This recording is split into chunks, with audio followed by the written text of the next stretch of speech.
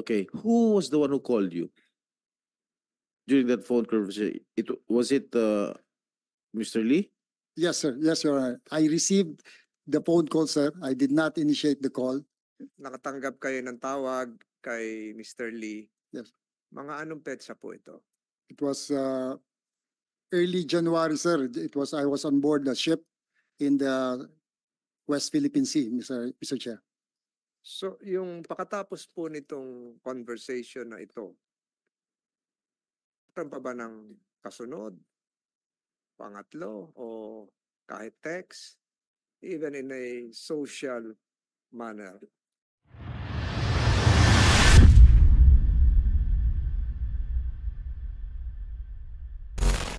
As it is obvious to everyone else. Let me repeat, I did not forge any agreement at the level and magnitude that would bind our two countries for the long term and redefine foreign policy. I am only the commander of the Western Command and not even of the entire West Philippine Sea. As Westcom Commander, I have done my very best to provide for the welfare of Westcom personnel. I did not enter into any secret deals that will compromise the interests of our country. We are on the same team. Let us be united against this false narrative.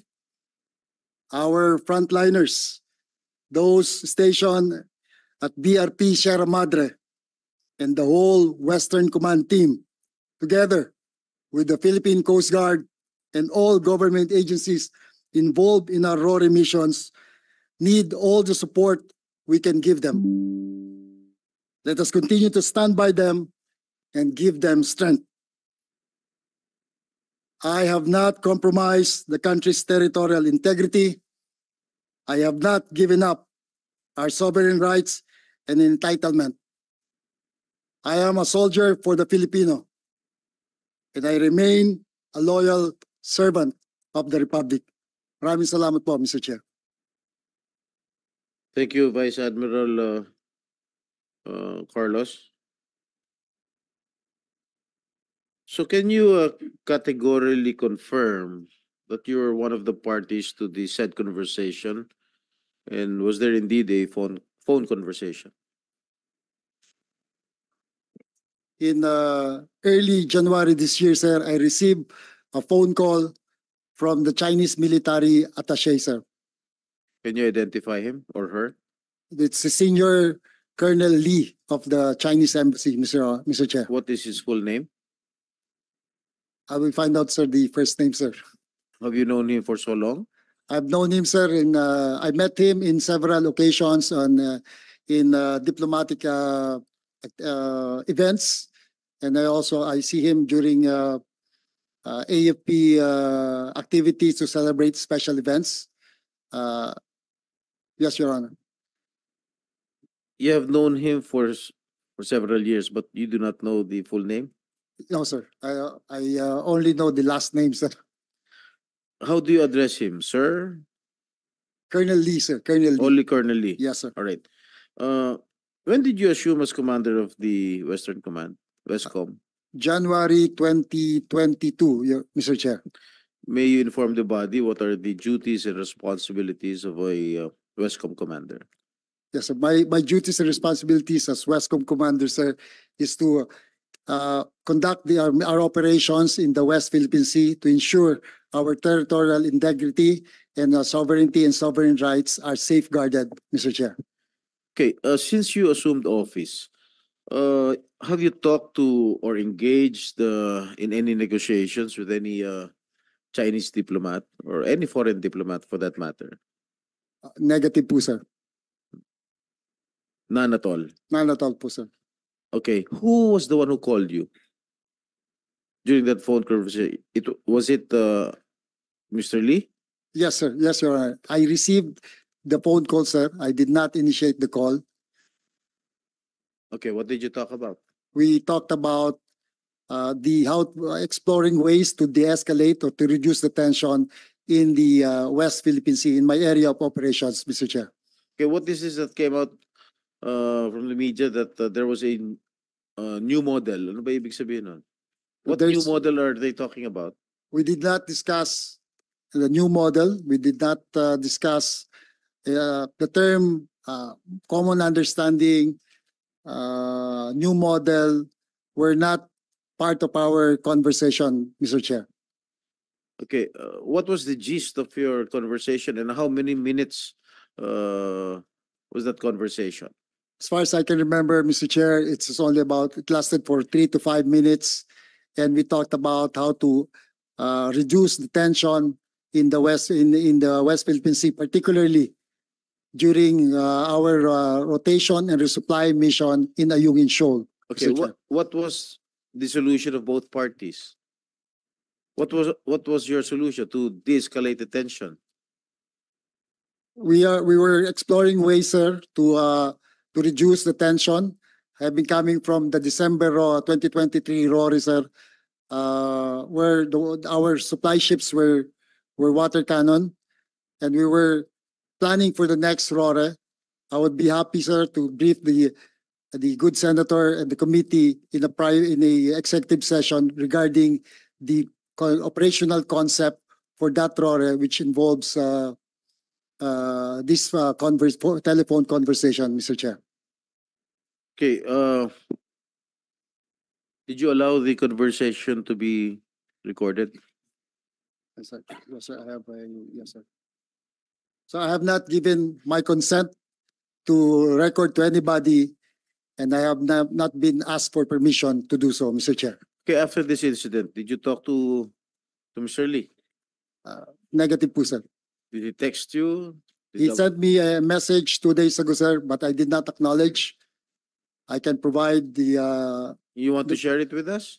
in an executive session, Mr. In an Chair, if you will executive allow it. session. All right. Okay, I would like to turn over the floor first to my colleague here, Majority Floor Leader Francis Tolentino, since I will be attending another hearing, but I will be coming back soon. Senator Tolentino. Thank you, Mr. Chair. As your Vice Chairman, I'm willingly submit to your decision and we expect you to be back. Continuing on with Advice Admiral Carlos, nakatanggap kayo ng tawag kay Mr. Lee. Yes. Mga anong petsa po ito? It was early January, sir. I was on board the ship in the West Philippine Sea, Mr. Chair. So, yung pakatapos po nitong conversation na ito, meron pa ba ng kasunod, pangatlo, o kahit text, even in a social manner? Wala na po, Your Honor. I've never talked to him after that January phone conversation. If I may, but in Yes, in yes. his, were you surprised when the military attaché called you? Yes, sir. That is not normal in the conduct of our RORE mission. It's always a unilateral action or unilateral decision on our part to conduct the RORE. But for this particular RORE, he called me and I received the call, and I will provide the details and the circumstances surrounding that call in an executive session if that will be allowed, Mr. Chair. All right. Salamat po. Isa na lang follow-up question. Ganong katagal po itong conversation on board a ship, which of course the ship, DOJ can affirm this, kahit nasaan yung Philippine Navy ship, that's part of Philippine territory. That's part of Philippine territory. Nasa Pilipinas po yung kahit nasa exclusive economic zone yun. Saan pong banda tumawag? Nasa exclusive economic zone o nakadaong sa... We're in the middle of the West Philippine Sea, sir, conducting our operations in mga inside our EEZ. Your Honor. within 200 nautical miles. Yes, Mr. Chair. Philippine flag, of course yun, kasi Philippine Navy ship. Okay lang ang signal doon, ano? Okay lang ang signal kasi... Yes, sir. We have, How long was this conversation? If you it can... was a very short conversation, Mr. Chair. Lasted 3 to 5 minutes, as far as I can remember. conversation, if you... Is it unusual? Kasi po, ang alam ko, hindi tayo nakaka-expect na nakatanggap ng tawag sa ibang military attachés. At kalimitan naman sa mga opisyal, hindi naman sila may hawak ng cellphone. So, hindi po kayo nagulat doon na siguro inabot ng aid nyo, sir, may tawag. Hindi po kayo nagulat doon, sir? Mr. Chair, that's highly unusual po na tatawag. However, there's an opportunity to reduce the tension. Yun po ang aming pag-usapan, to explore ways to reduce the tension in the West Philippine Sea. I can provide po all the details regarding that conversation and the circumstances and the rationale why I received that call in an executive session, Mr. Chair. We submit to that. Pag tayo po ay naglalayag at nakatanggap tayo ng tawag sa telepono, dalawa lang po yan. Maaring personal, tawag ng pamilya. Pangalawa, opisyal, tawag ng subalterns, siguro sa Manila, Ross Boulevard o Sangli. Sa mga ganitong pagkakataon, sanay na kayo sa ganon. May tawag, siguro yung aid nyo, alam na yon kung anong gagawin. Pag yung anonymous, walang pangalan, not listed in the phone book, kadalasan yan ibubulong mo na, sir, may tawag dito, sagutin ba natin to? Ganon. Wala akong ganon, diretso na. Sir, during that particular mission, I had no aid, sir. I was by myself. I was alone in my stateroom. And I received the call. It was in my directory. As I've said, I've known. It was not, It was not an unknown caller, sir. It was included in my directory, Mr. Chair. So I know kung sino yung tumatawag po, sir. During a conversation, it starts with something cordial, social, friendly, and perhaps can be intrusive later on. Alam naman natin yung gagawin. And sometimes during discussions, and then this will again be subject of the executive session, there would be boundaries as to the levels of authority. A part of the conversation, the other party or both parties are aware of. Meaning to say, the receiving end can immediately say, I'm not authorized to answer that question. And the receiving end can perhaps ask the calling party if the other party is also authorized, not just to initiate the conversation, but deal with the substance of the conversation. Did this occur into your mind while the conversation was going on? Admiral, just trying to lay some basis here. O baka nagkaroon naman ng pag-uusap na kwentuhan lang tayo rito, kung ano man ito para sa bayan ito. We were discussing, sir, possible ways to de-escalate or reduce the tension in my area of operation. Plus, at the same time, sir, it was New Year. When I received the call, I thought it was just going to greet me Happy New Year, Mr. Chair. And thank you, Mr. Chairman. And you are perhaps partially aware, fully aware that the one calling is authorized to discuss the topic you just mentioned, the escalation, quote unquote.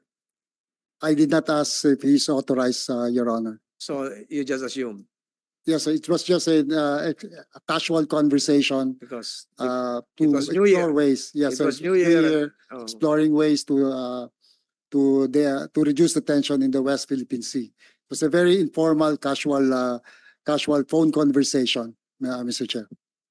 I'm not trying to assume that the other party was in a celebratory mood because of the New Year festivities, but Yes, sir. I assume that they have another New Year, Yes, the sir. Lunar New Year, Yes, sir. which is February. Am I correct? Yes, sir. So he probably might not be celebrating a New Year festivity, meaning to say, hindi umiinom, but being part, he must be, was he in the Philippines during that period? I have no information on that one, sir. Kasi iba ang New Year ng China. Pero did it ever occur to your mind that we might be taped? That we might be tapped, wiretapped? No, sir. Meron sigurong level of konting trust and confidence dito because military attaché. Ilang beses nyo na na-meet kaya siya? Yes, sir. Ilang Yes, beses? He's an accredited military attaché, Mr. Chair. Now you mentioned a while ago that you met him in several Yes, Social events. social events. So, hindi na maiwasan yun eh.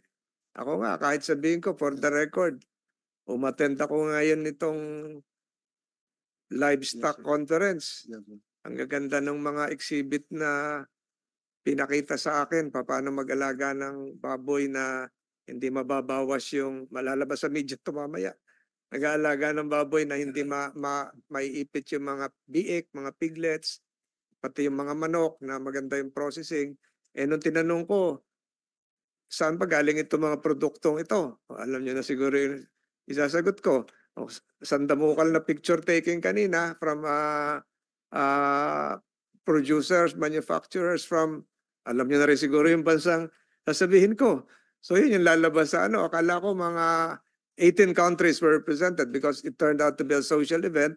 So yung picture taking, ang kasama ko yung manufacturers ng bansang sasabihin, hindi ko na sasabihin. So yun yung picture namin mamaya. I'm sure ganun siguro sa mga social events sa Admiral Carlos, di ba? Minsan di mo maiwasan. Yung akin naman, gusto ko lang matulungan yung mga magsasaka kanina kung paano yung magkaroon ng mas mataas na yield, lalo na sa poultry at saka sa swine industry na meron pa tayong ASF. So hindi maiwasan talaga yung picture taking, palit ng calling card. So ganun din siguro yun sa inyo. Yes, Your Honor. Pag uma-attend ng mga ganong events, naka-uniforme yung military attaché. Yes, sir. So madaling ma-determine yung position niya.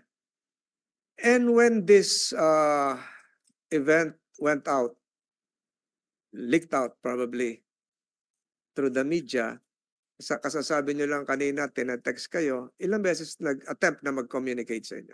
Only once, Your Honor. Through a text, Through a Viber message, Your Honor. Viber message. So later on we'll discuss that. So hanggang ngayon, hindi nyo na sinasagot. And I know your position. You're a very good officer. I've heard a lot about you as we try to help the Philippine Navy. Kanina nga dun sa